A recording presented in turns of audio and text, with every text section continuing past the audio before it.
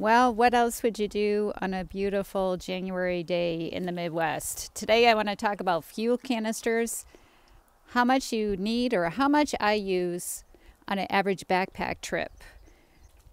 When I first started backpacking, one of my trips was 100 miles. I was in sheer panic I would run out of fuel. So I brought one of those big fuel canisters that was totally overkill for what I needed. In fact, once I got done, I hadn't even meant to dent in it. And my family used it for several camping trips after that just to use up the fuel. So I went down to this smaller size, and then I discovered I had a bunch of half-empty fuel canisters because I would go out and buy new ones every time I started a trip. This is how I finally figured it out. I was doing a 50-mile backpacking trips for 4 nights, 5 days, 4 nights.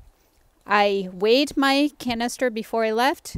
I weighed it when I got back, and I kept track of my meals.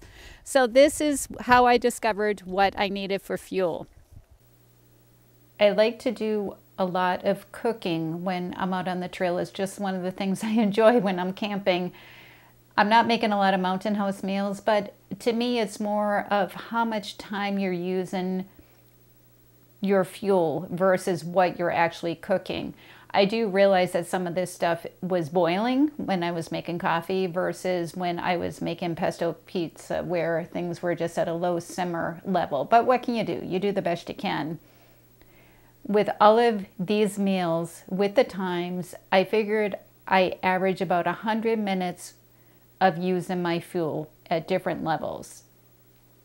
Those 100 minutes of fuel came out to 5.5 ounces of fuel that I used on this trip.